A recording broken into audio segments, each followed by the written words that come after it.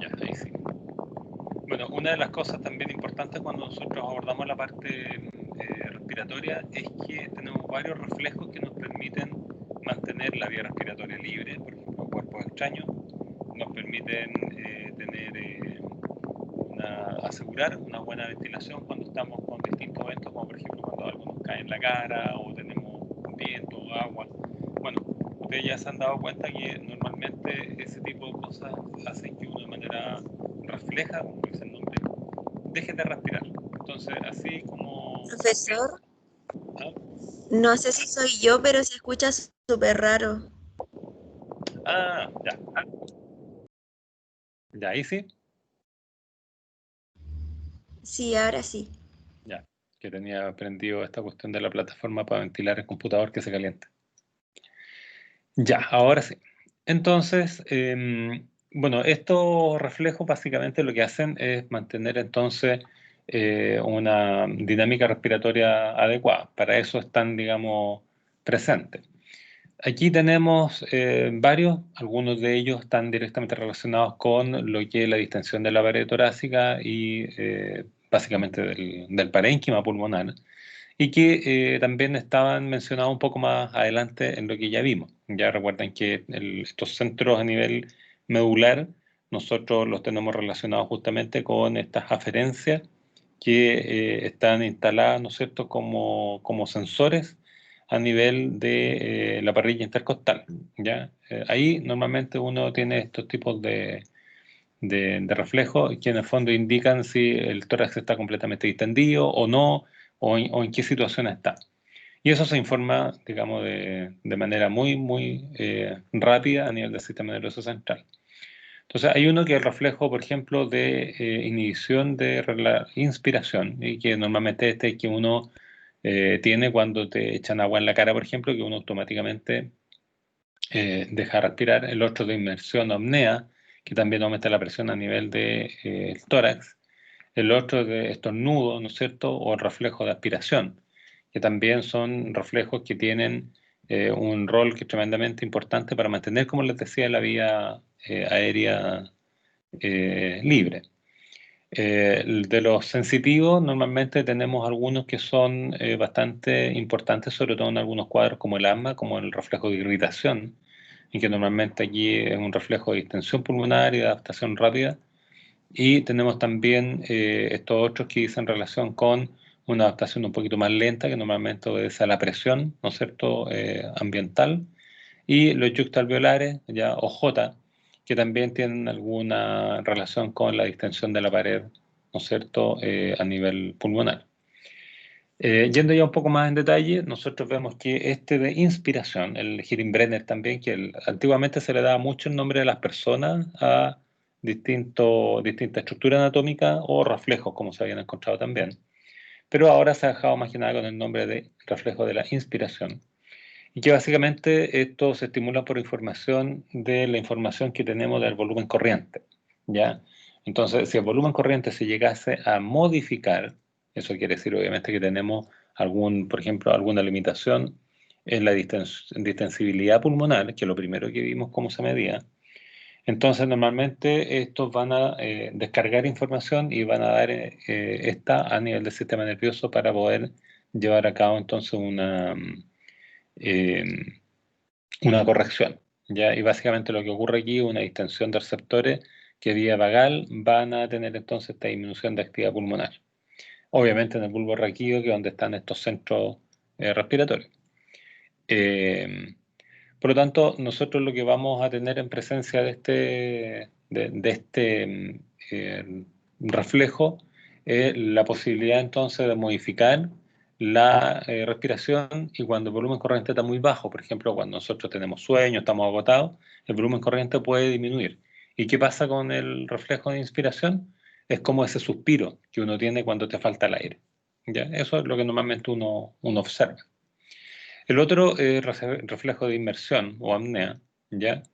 Que también se da principalmente cuando nosotros nos sumergimos bajo el agua, y tenemos entonces aquí dos mecanismos que están asociados. Uno, la disminución entonces y bloqueo de la respiración de manera inmediata, Y lo otro que también está relacionado con una acción refleja y disminución del gasto cardíaco a través de una inducción de una bradicardia, o sea, disminución de la frecuencia cardíaca.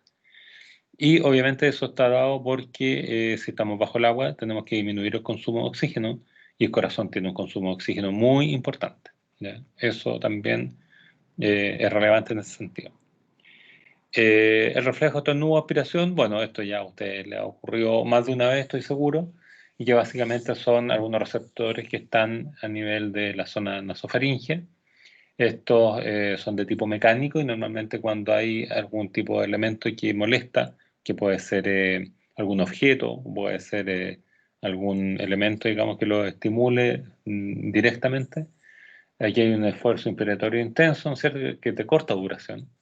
Y usualmente lo que ocurre es que esto va a inducir entonces un flujo de aire intenso, saliente, y va a favorecer entonces el movimiento de algún elemento que esté en la vía respiratoria, ya que puede ser la laringe y en algunos casos incluso la vía respiratoria, digamos en la tráquea, por ejemplo, que puede ser con un estornudo y también con un acceso de tos a veces muy intenso, ¿ya?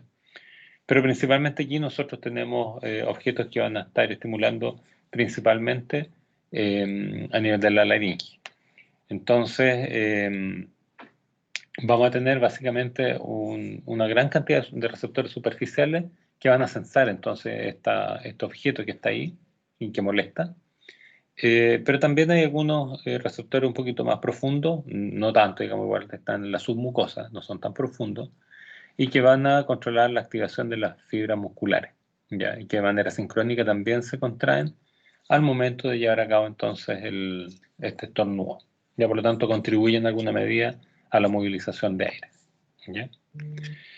De estos reflejos sensitivos, yo les había comentado que tenemos estos que se ubican en la tráquea, en las vías aéreas, que son de irritación, ¿ya? Y normalmente aquí son elementos como el polvo, gases, humo del tabaco. Y básicamente la persona lo que tiene son dos elementos. Uno, muchas veces una irritación de la vía aérea o contracción también de la vía aérea a través del músculo liso.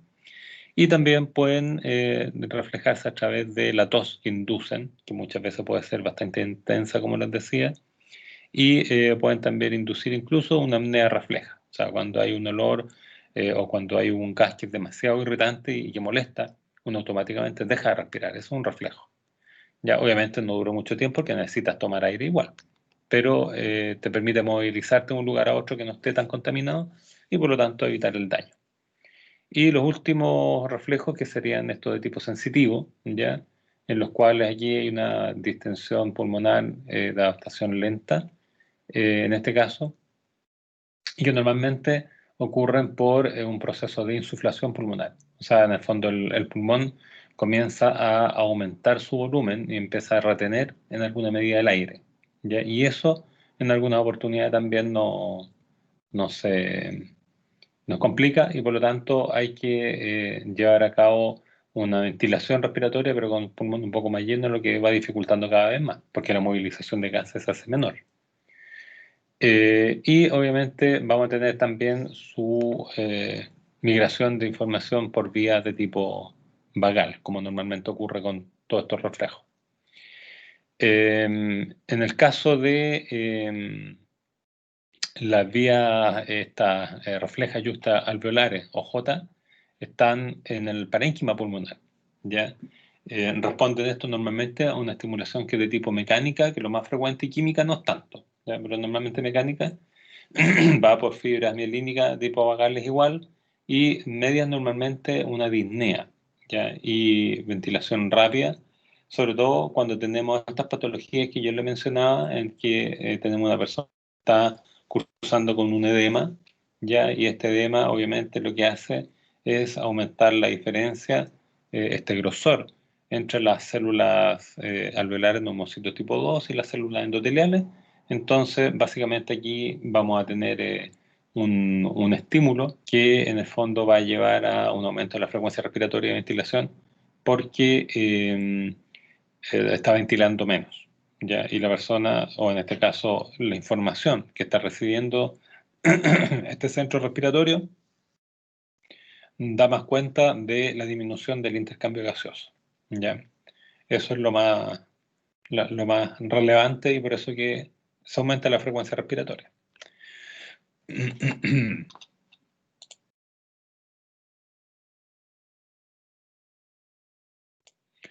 Bueno, de las funciones no pulmonares, y esto ya es lo último, como para que no se estresen, nosotros tenemos algunas que ya hemos conversado antes, así que las voy a pasar más o menos rapidito.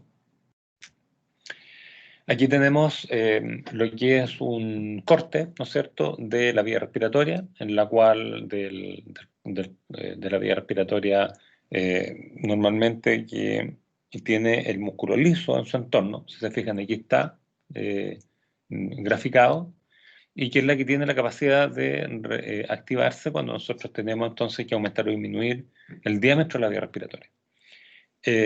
Tenemos, si se fijan también, todas estas células que están en el epitelio, ya lo habíamos visto, un epitelio cilíndrico, con los cilios, y tenemos esta capa de sol y gel. ¿Ya? Normalmente, ¿cuál es el grosor que tiene esta? Bueno, tenemos básicamente una capa sol que está aquí, que es bastante delgadita, de unos 5 micrómetros, ¿ya? Y la gel, que está más acá, que es de unos 5 o 10 micrómetros incluso. Entonces, ¿qué pasa? Los cilios aquí se movilizan en esta capa sol, que es más líquida, esta otra, como el nombre lo dice, más gel. Entonces se mueven rápidamente los cilios, se recogen, después se estiran y se incluyen en la capa gel, y ahí se contraen, y por lo tanto promueven lo que es todo el material particulado o suciedad que pudiera tener el aire que entró y que quedó en esta zona de la capa gel del mucus, que se ha movilizado y por lo tanto tiene un clearance, o sea, tiene una limpieza, ¿ya? Y que es la que yo les comentaba también anteriormente. Aquí está la inervación parasimpática en las glándulas que favorecen su producción, ¿no es cierto?, de mucus, y por lo tanto la conformación de esta parte de sol, gel y sol, ¿no es cierto?, que está aquí abajito.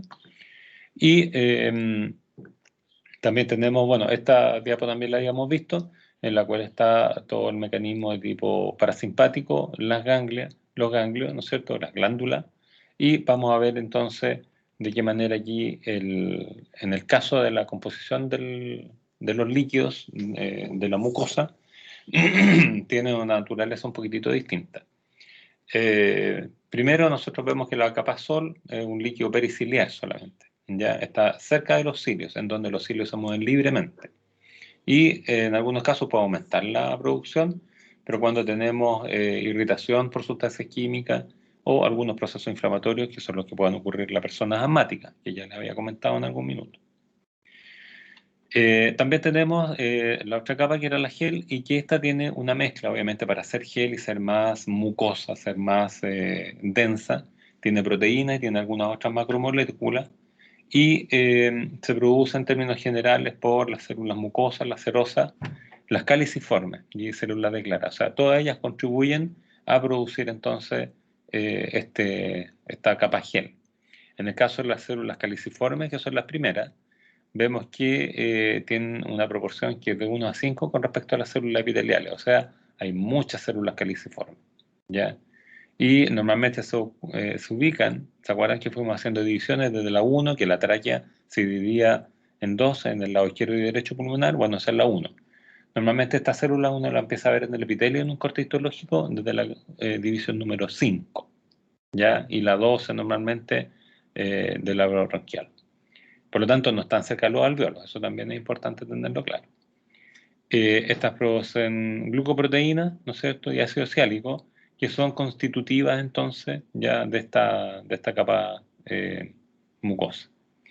En algunos casos pueden aumentar el número de células, en vez de ser 1 a 5, pueden ser más, 2 o 3 a 5, dependiendo de si hay proceso infeccioso, una bronquitis crónica, proceso inflamatorio, o hay irritantes químicos, como el humo, ¿no es cierto? El humo del tabaco u otro humo. Ya, en el caso da lo mismo, el tema es que se empieza a complicar ahí la cosa. Estas células glandulares, ¿no es cierto?, que están a nivel submucoso, que es las que veíamos recién, tienen principalmente como tarea llevar a cabo la producción del mucus, que está directamente relacionado con los cilios, ¿no es cierto? Y dentro de esto nosotros vemos que hay también la presencia de algunas glucoproteínas que son neutras y tienen lisozima, lactoferrina y algunos elementos que permiten tener una defensa inespecífica de la invasión bacteriana u otro más, ¿ya? Por lo tanto, nos favorece en alguna medida lo que es funcionamiento ciliar y también lo que es todo el proceso de mantención, digamos, de los gérmenes que pueden llegar fácilmente por la vía respiratoria de manera inespecífica, más controlada, ¿ya? Estas son las que estaban sujetas, si se fijan, aquí están la inervación de tipo parasimpática, con esas líneas como amarillitas. Entonces está sujeta a la liberación de acetilcolina aquí como neurotransmisor en el efector, que sería la glándula, y por lo tanto llevar a cabo un aumento de la liberación de mucus, ¿ya? También tienen una regulación de tipo simpática con la adrenalina, que disminuye la secreción, ¿no es cierto? Y algunos péptidos, ¿no es cierto?, que pueden también modificar la respuesta dependiendo de la condición en la cual esté la persona, sobre todo en ejercicio, ¿ya? En algunos casos también responden a histamina. Hay receptores histaminérgicos que aumentan la secreción de mucus, ¿ya? Y metabolitos también, como las prostaglandinas, ¿ya?, que vienen del ácido araquidónico. También contribuyen entonces a un aumento de la secreción, porque las prostaglandinas, recuerden que provocan una vasodilatación y en este caso aumento de contenido acuoso, ¿ya? Finalmente las células de Clara, ¿no es cierto?, están en el epitelio, ¿ya? Y estas secretan material que no es mucoso, ¿ya?, sino que principalmente hidrato de carbono, algunas proteínas, y básicamente modulan lo que es el recambio celular, ¿ya? Por lo tanto, la regeneración de esta a nivel bronquial, ¿ya? Esas como las principales funciones que tienen estas células de Clara y en conjunto con la dinámica normal, estas contribuyen, ¿ya?, a la regeneración celular. Lo otro importante son los cilios, ¿ya? Los cilios no son estructuras, digamos, triviales, sino que tienen, si se fijan, básicamente son de manera concéntrica, ¿no es cierto? Están formados allí por estos microtúbulos y que nosotros vemos que dentro de uno de los cilios a lo menos tenemos 9, ya más dos ya que están allí en el centro y que son un poquito más gruesos. En el caso de estos dos que están en el centro, son los que efectivamente poseen la ATPasa, o sea, los que son kinésicamente activos, ¿ya? Y mueven los cilios son los del medio. Y estos otros microtúbulos externos que están acá van a tener entonces, están asociados directamente, ¿no es cierto? También está un azulito ahí, brazo de dineína, enlace de nexina, y van a tener este anclaje con los cilios centrales, que son los que se mueven, pero estos otros van a permitir que el cilio, de manera concéntrica en general, tenga un movimiento articulado, ¿ya? El ritmo normalmente es de tipo fásico, ¿ya? Es bifásico, en que se contraen y van a tener la movilización de esta capa gel, después se retraen y van hacia atrás, y después nuevamente se estiran y se contraen, y de nuevo hacia atrás. Entonces son esas dos fases las que tienen. Uno puede decir, bueno, entonces estos cilios son como más o menos suaves en su movimiento y lentos. Bueno, la verdad es que se mueven aproximadamente 1000 veces por minuto, ¿ya? Y la contracción que tienen estos microtúbulos centrales, ya los negritos que están aquí, eso, es bastante potente. Entonces, efectivamente hay una contracción muy rápida cuando moviliza esta zona gel que está aquí arriba, y después tiene un movimiento de recogimiento un poquito más lento, ¿ya? Pero solamente ocurre sobre o dentro de esta zona sol, ¿ya? Esa es como la dinámica de los cilios. Tenía un video, pero no lo voy a colocar ahora porque ya estamos bien avanzados en la hora. Pero ustedes pueden buscar movimientos ciliares en YouTube y van a encontrar los mismos videos que yo tenía como para presentarles. Ahora, en términos prácticos, aquí está lo que yo les comentaba. Cuando nosotros hablamos del depósito de partículas y este mucus, que es lo que va a recibir finalmente, vemos que las partículas de 10 micrómetros hacia arriba quedan en las vías nasales atrapadas. Por lo tanto, en las vías respiratorias nosotros vamos a tener desde los 10 micrómetros y hasta los 2, ¿no es cierto?, depositado en este mucus en la vía biliar, en la vía respiratoria, y vamos a tener entonces una suerte de arrastre de estas partículas desde las zonas profundas de la vía respiratoria hacia la tráquea, y obviamente van a ser deglutidas y enviadas hacia el aparato digestivo, ya todo ese contenido mucoso. Eh, Cuando vemos la circulación del aire, obviamente, mientras más pequeño es el diámetro de la vía, va a ser cada vez más lento y va a ser en, eh, en un flujo dinámico, ¿no es cierto? No, digamos, que tenga turbulencia, ni mucho menos, sino que va a ser en bloque.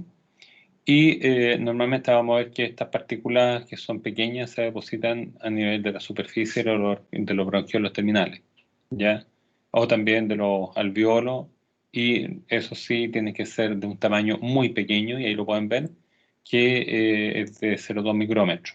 Entonces, ese tipo de partículas podría llegar allá, y que normalmente en el ambiente no hay partículas tan pequeñas, excepto, ya comprenderán, las bacterias y los virus, eso sí. ¿Ya? ¿Qué pasa con los que están llegando a este nivel? Bueno, ya no son arrastrados porque no hay cilios, ¿ya? Por lo tanto, normalmente aquí hay una fagocitosis de este tipo de partículas y hay un drenaje por la vía linfática, que es como lo clásico también, ¿ya?